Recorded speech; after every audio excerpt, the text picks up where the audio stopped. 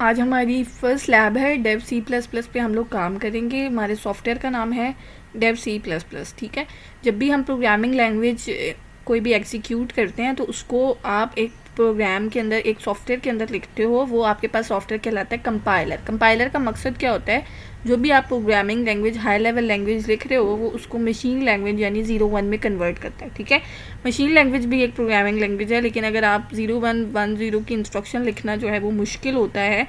आप जो high level languages होती हैं उनका मकसद ये होता है कि वो थोड़ी ह्यूमन अंडरस्टैंडेबल होती हैं, ह्यूमन उसको इंस्ट्रक्शंस को लिख सकता है और अंडरस्टैंड कर सकता है। ठीक है, और वो हमारे पास एक सॉफ्टवेयर होता है कंपाइलर, जो कि हाई लेवल लैंग्वेज को मशीन लैंग्वेज में कन्वर्ट कर देता है। ठीक है, हाई लेवल लैंग्वेज से थोड़ा सा आइडिया हो जाता है कि बेसिकली आप करना क्या चाह रहे हो, लेकिन अगर मशीन लैंग्वेज में 0-1-1-0-1 की इंस्ट्रक्शन आप लिखते हो तो आपको आइडिया नहीं है कि बेसिकली ये इंस्ट्रक्शन ऐड करिए, सबट्रैक्ट करिए, कुछ स्टोर करिए, बल्कि हाई लेवल लैंग्वेज में आपको वो थोड़ा क्लियर हो जाता है कि वो बेसिकली हो क्या रहा है। ठीक है, अच्छा, मैं बेसिक जो हमारा सॉफ्टवेयर है वो हम यूज़ करेंगे डेव सी प्लस प्लस। इसको क्या कहते हैं, कंपाइलर कहते हैं। ठीक है, कंपाइलर क्या करता है, कन्वर्ट करता है हाई लेवल लैंग्वेज को लो लेवल लैंग्वेज में। ठीक है, हाई लेवल लैंग्वेज हमारे पास सी प्लस प्लस है जिसमें हम काम करेंगे, और आपके पास ये CMS पे इसका सेटअप मौजूद है। आप इसको डाउनलोड कर लें उस लिंक से और उसके बाद इसको इंस्टॉल कर लें तो आपके पास ये इंटरफेस खुल जाएगा। अब आप देख रहे हो कि इस इंटरफेस में सारी चीज़ें जो डिसेबल हैं other than the first 2 options. ठीक है, फर्स्ट 2 ऑप्शन में आपके पास फाइल, सोर्स फाइल क्रिएट हो रही है और प्रोजेक्ट फाइल क्रिएट हो रही है। अभी हम सोर्स फाइल पे काम करेंगे। अगर आप मेन्यू में जाएँ, फाइल में, न्यू में, सोर्स फाइल, यहाँ से भी आप क्रिएट कर सकते हो और स्टार्ट में भी कर सकते हो। ठीक है, ये आपके पास फाइल का नाम आ गया, अनटाइटल 1 या अनटाइटल 2 के नाम से आपकी फ़ाइल सेव हो जाएगी। सबसे पहले आपने ये करना है कि इस फाइल को अपने पास किसी भी लोकेशन पे सेव कर लेना है ताकि आप जो भी काम कर रहे हो वो सेव रहे। फाइल सेव एज, अब सेव करने का तरीका क्या होता है, आपने फ़ाइल का नाम रखना है।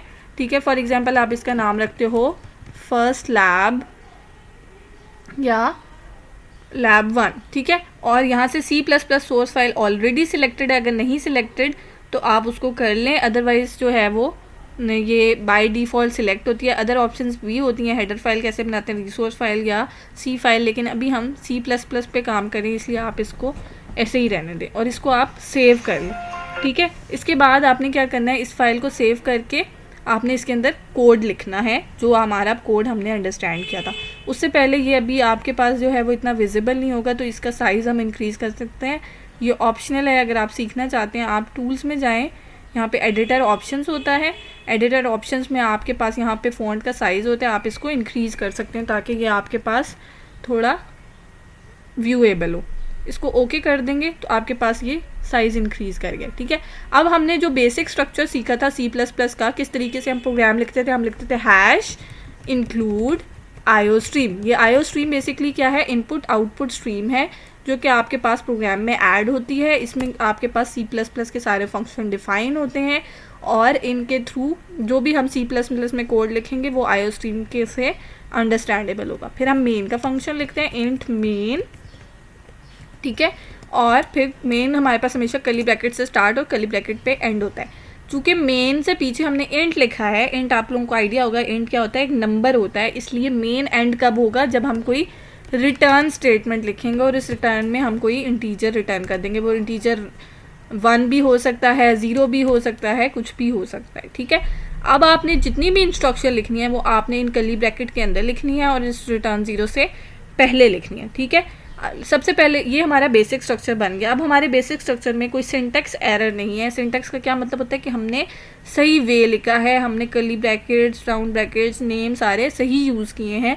तो हम इसको चला के देख लेते हैं। चलाने का तरीका क्या होता है, जब भी आप कोड लिख लो सबसे पहले आप उसको करते हो कंपाइल। ये आपके पास F9 से भी कंपाइल होता है, यहाँ पे एक ऑप्शन है, इस पर भी आप क्लिक कर सकते हो। कंपाइल करोगे तो कंपाइल करने के बाद कंपाइल क्या करेगा, ये बेसिकली चेक करेगा इसमें कोई एरर तो नहीं है। आप यहाँ पे कंपाइल लॉग देख सकते हैं, वो कह रहा है 0 एरर 0 वार्निंग। इसका मतलब है कि मैंने बिल्कुल सही प्रोग्राम लिखा है और वो बता रहा है कि ये जो आपने कंपाइल किया है इसके बाद आपका जो सॉफ्टवेयर बना है वो इस जगह पे बना है। ये बेसिकली वो जगह होगी जहाँ पर आपने अपनी ये फाइल CPP की सेव की है। ठीक है, CPP की फ़ाइल आपकी कौन सी फ़ाइल है, जो आपने कोड फाइल लिखी है, और .exe की फ़ाइल कौन सी है, वो सॉफ्टवेयर जो आपने इस कोड के थ्रू बनाया है। ये आपके पास फर्स्ट सॉफ्टवेयर जो आपने बनाया है वो ये है। ठीक है, अगर आप इस सॉफ्टवेयर को रन करना चाहते हो यहीं से तो आप यहाँ से भी कर सकते हो, और अगर आप इस लोकेशन पे जाके इस फाइल को खोलोगे तब भी आपका सॉफ्टवेयर रन हो जाएगा। अगर मैं यहाँ से रन करूँ तो F10 दबा सकती हूँ, या यहाँ पे रन का ऑप्शन है, मैं इसको रन कर सकती हूँ। जब मैं रन करूँगी, क्योंकि इसके अंदर मैंने कोई इंस्ट्रक्शन नहीं लिखी, इसलिए मेरे पास सिंपल एक ब्लैक स्क्रीन आ जाएगी, और इसके ऊपर, इस ब्लैक स्क्रीन के ऊपर मेरे पास कुछ भी प्रिंट नहीं हुआ। ठीक है, अब हम क्या करते हैं, अब हम आउटपुट इंस्ट्रक्शन लिखने की कोशिश करते हैं। ठीक है, ये आपने फर्स्ट अपना प्रोग्राम बना लिया जिसमें आप अभी आपके पास कोई भी आउटपुट शो नहीं हो रही। ठीक है, जब भी प्रोग्रामिंग में कन्वेंशन है कि जब भी आप प्रोग्राम लिखते हो तो सबसे पहला प्रोग्राम आप लिखते हो हेलो वर्ल्ड। ठीक है, कोई भी आप प्रोग्रामिंग लैंग्वेज पढ़ ले, किसी भी प्रोग्रामिंग लैंग्वेज की बुक पढ़ेंगे तो उसमें आपके पास सबसे पहला प्रोग्राम जो होता है वो हेलो वर्ल्ड लिखा हुआ होता है। ठीक है, हमने पढ़ा था कि हम हेलो वर्ल्ड लिखने के लिए हम क्या करते हैं, std नेम स्पेस के अंदर हमारे पास सी आउट का फंक्शन होता है।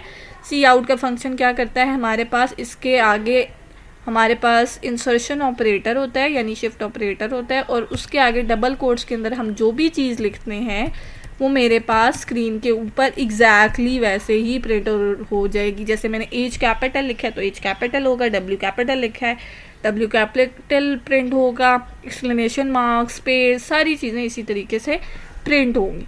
ठीक है, अब मैं इसको कंपाइल और रन कर लेती हूँ। इकट्ठे भी हम कर सकते हैं F11 के थ्रू। ठीक है, F9 से कंपाइल होता है, F10 से रन होता है, F11 से आप पहले वो कंपाइल करते हैं, अगर सही कंपाइल हो जाता है तो वो उसको रन भी कर देता है। तो आप ये ऑप्शन भी यूज़ कर सकते हैं।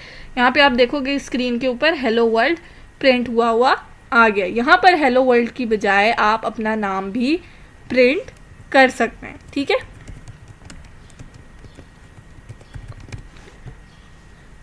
आप अपना नाम प्रिंट करेंगे तो ये इसको कंपाइल रन करेंगे तो हेलो वर्ल्ड की बजाय आपने जिस तरीके से अपना नाम लिखा होगा उसी वे में, उसी फॉर्मेट में प्रिंट हो जाए। अब हमने ये कहा था कि बार बार हम std नेम स्पेस रेफर नहीं करना चाहते, तो हम इसको स्टार्ट में लिख देते हैं यूजिंग नेम स्पेस std।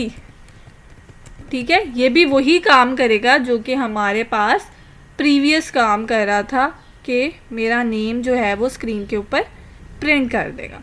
ठीक हो गया। अच्छा, अब हमने क्या करना है, हमने फॉर एग्जांपल हमने एक वेरिएबल बनाना है।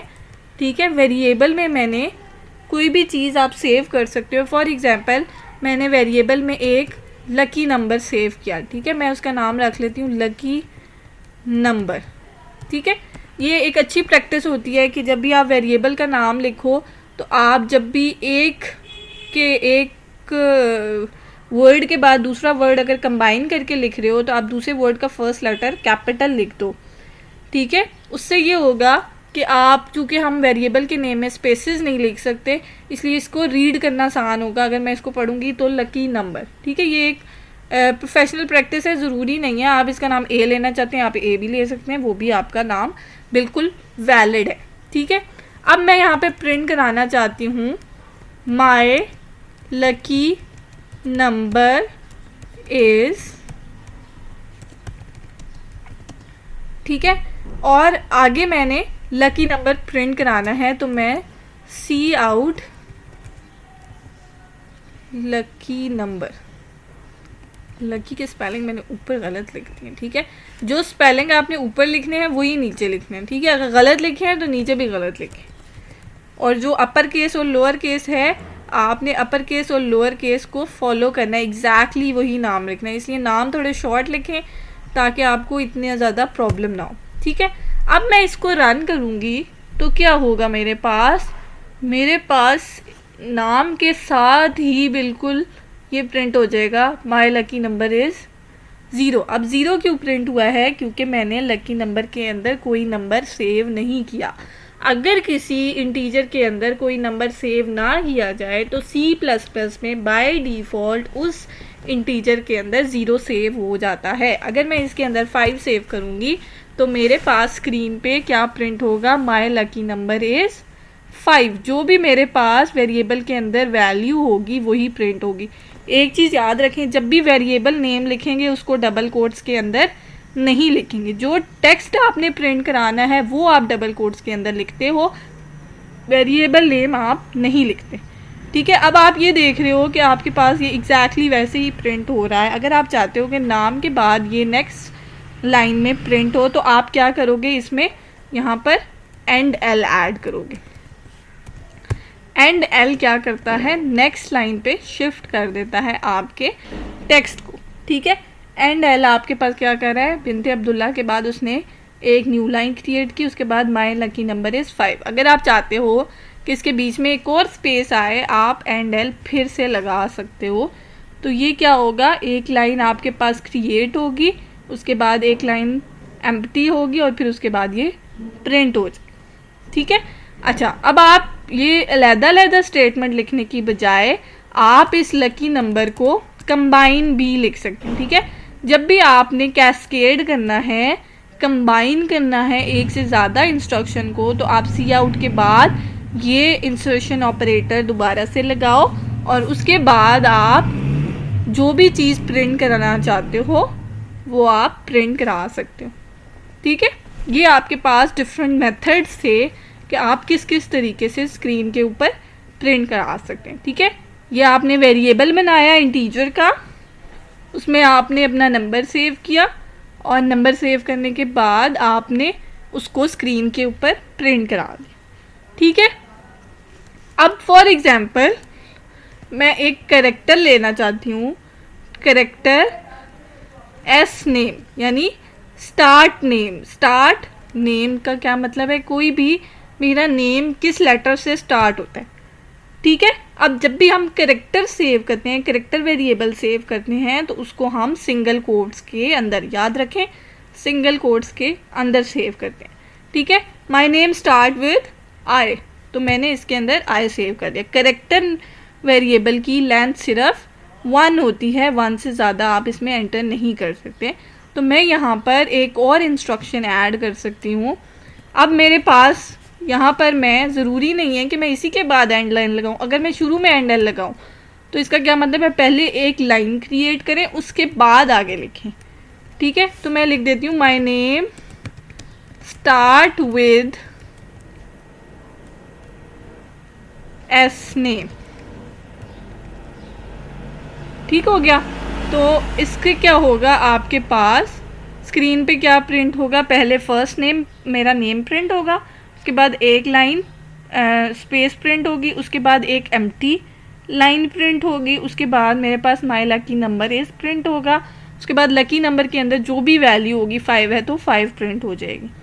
ठीक है, फिर न्यू लाइन क्रिएट होगी और साथ ही लिखा होगा my name start with S name. इसको आप कंपाइल और रन करेंगे तो आपके पास यहाँ पे लिखा आ रहा है my name start with I. अब आई के बीच में स्पेस नहीं आ रही, तो मैं यहाँ पर एक स्पेस दूंगी तो ये स्पेस आ जाएगी। आपने साथ साथ देखना है कि आपने किस तरीके से इसको फॉर्मेट कर सकते हैं। ठीक है, अब एक और चीज़ फ्लोट की भी हम एक एग्जांपल ले लेते हैं, फ्लोट CGPA। ठीक है, फ्लोट CGPA ले लें और उसके अंदर आप अपना CGPA प्रिंट कर लें, फॉर एग्जांपल 3.75। ठीक है, उसके बाद आप क्या करें, यहाँ पर लिखें सी आउट एंड एल। उसके बाद आपने क्या करना है, लिखना है माई CGPA इज, उसके बाद आपने यहाँ पर अपना CGPA का वेरिएबल लिख लेना, जो भी वेरिएबल का नाम आपने रखा है। ठीक है, अब क्या करेगा, ये आपके पास एस नेम के बाद न्यू लाइन प्रिंट करेगा, उसके बाद माई CGPA इज और उसमें स्पेस देगा और उसके बाद मेरा CGPA प्रिंट कर देगा। इसको कंपाइल और रन करेंगे तो आपके पास स्क्रीन पे यहाँ पे ये क्या कर रहा है, एक वेरिएबल इंटीजर को प्रिंट कर रहा है, यहाँ पे एक कैरेक्टर को प्रिंट कर रहा है और यहाँ पर आपके पास एक पॉइंट वैल्यू है दैट इज 3.75, उसको प्रिंट कर रहा है।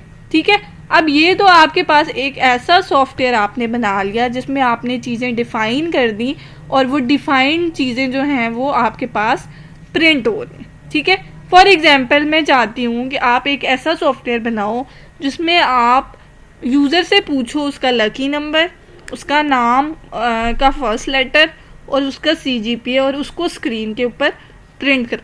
ठीक है, वो हम किस तरीके से कर सकते हैं, वो हम ऐसे कर सकते हैं कि हमने वेरिएबल बना लिए, इसके अंदर हम वैल्यू नहीं देते। ठीक है, ये हमने डिक्लेयर और इनिशियलाइज इकट्ठा किया हुआ था ना, हम इसको सिर्फ डिक्लेयर कर लेते हैं। हमारे पास एक इंट लकी नंबर है, एक एस नेम है, एक फ्लोट सी जीपीए है। ठीक हो गया। अब मैंने अपना जो है यहाँ पे लिखती हूँ, कोई भी आप जो भी प्रोग्राम है, वेलकम टू माय सॉफ्टवेयर या वेलकम लिखते हैं सिर्फ। ठीक है, उसके बाद आप एंडल लगा दे, मर्जी है 1 लाइन लगानी है 2 लाइन, आप जिस तरह से भी फॉर्मेट करना चाहते हो आप उसको फॉर्मेट कर सकते हो। ठीक है, अब ये प्रिंट करने की बजाय मैं प्रिंट करना माय की बजाय लिखती हूँ योर लिख देते हैं। ठीक है, अब बाकी सारी चीज़ें तो डिफाइन हो गई कि आपके पास, सॉरी, जब आप इसको चलाओगे तो आपके पास ये तीनों चीज़ों के अंदर कोई वैल्यू आपने खुद से नहीं बताई हुई। आपके पास स्क्रीन पे वेलकम प्रिंट होगा, योर लकी नंबर इस प्रिंट होगा, उसके बाद लकी नंबर के अंदर जो वैल्यू, अब लकी नंबर के अंदर कोई वैल्यू अगर ना डाली हो तो फिर हमारे पास क्या प्रिंट होना चाहिए, 0। हम देख लेते हैं अगर करेक्टर और CGP के अंदर हमने कोई चीज़ ना डाली हो तो फिर क्या होता है। अगर करेक्टर के अंदर हमने कोई वैल्यू ना डाली हो तो खाली स्पेस आती है, कुछ भी प्रिंट नहीं होता, और अगर हमने फ्लोट के अंदर कोई वैल्यू ना डाली हो तो तब हमारे पास 0 प्रिंट हो जाता है। ठीक हो गया। अच्छा, अब हमने क्या करना है, इन तीनों वैल्यू को यूज़र से लेना है। यूज़र से कैसे लेते हैं, जैसे हमारे पास सी आउट है, ये आउटपुट फंक्शन है, आईओ स्ट्रीम का आउटपुट फंक्शन है, स्क्रीन के ऊपर कुछ प्रिंट कराता है। इसी तरह हमारे पास एक फंक्शन होता है सी इन। सी इन हमारे पास क्या करता है, यूज़र से कोई वैल्यू रिसीव करता है। ठीक है, सी इन का फंक्शन क्या करता है, यूज़र से कोई वैल्यू रिसीव करता है। फॉर एग्जाम्पल मैं लिखती हूँ सी इन लकी नंबर। ठीक हो गया, स्पेलिंग आपने एग्जैक्टली वैसे ही लिखनी है, अदरवाइज आपका प्रोग्राम नहीं चलेगा। ठीक है, लकी नंबर। अब मैं इसको जब कंपाइल और रन करूँगी तो क्या होगा, मेरे पास इंटरेस्टिंगली आपके पास वेलकम प्रिंट होगा और वेलकम के बाद बाकी सारी चीज़ें प्रिंट नहीं होंगी। ठीक हो गया, क्यों नहीं होंगी ये हम देख लेते हैं। वेलकम प्रिंट हुआ और उसके बाद हमारे पास बाकी कोई भी वैल्यू प्रिंट नहीं हुई, बल्कि ये एक कर्सर मेरे पास ब्लिंक कर रहा है। ब्लिंक करने का क्या मकसद है, ये मुझसे कोई नंबर पूछ रहा है। अब मुझे समझ नहीं आ रही कि ये क्या कर रहा है, इसलिए हम क्या करते हैं, वेलकम के बाद एक और लाइन ऐड करें, एंटर आ नंबर, और उसके बाद ब्लिंक करेगा तो उसका मतलब यूज़र को क्लियर हो जाएगा कि कोई नंबर एंटर करना है। फॉर एग्जांपल मैं एक नंबर एंटर करके देख लेती हूँ कि क्या होता है। मैंने 2 एंटर किया तो उसने इसकी जगह लिखा है योर लकी नंबर इज़ 2। ठीक है, अब आप एक चीज़ देखें कि CGPA में उसने इस दफ़ा 0 की बजाय कोई ऐसी वैल्यू दी है जो कि अंडरस्टैंडेबल नहीं है। बेसिकली ये क्या होगा कि मेमोरी में 2 जहाँ पर सेव होगा उससे आगे कोई रेफरेंस उठा रहा होगा, इसलिए वेरिएबल को वैल्यू देना बहुत ज़रूरी होता है, अदरवाइज़ वो गलत वैल्यूज़ जो है वो उसके अंदर सेव हो जाती हैं, जिसकी वजह से हमारे प्रोग्राम में एरर्स क्रिएट हो सकते हैं। ठीक हो गया। अच्छा, अब आपने ये जो 2 लिखा है तो वो सेव तो हो गया, लेकिन यूज़र को समझ नहीं आ रही, इसलिए आप जब भी सी इन स्टेटमेंट लिखें उससे पहले आप एक सी आउट स्टेटमेंट लिखें, एंटर योर लकी नंबर। ठीक है, अभी ज़्यादा कॉम्प्लिकेट इसको नहीं करते, सिर्फ हम एक वेरिएबल ले लेते हैं और यहाँ से हम ये चीज़ें हटा देते हैं। ठीक है, हमने क्या किया, एक वेरिएबल ले लिया, वेलकम प्रिंट कराया, यूज़र से कहा एंटर योर लकी नंबर, और यूज़र से कहा कि लकी नंबर प्रिंट करें। जब वो लकी नंबर प्रिंट कर दे तो हम बीच में thank you your lucky number is,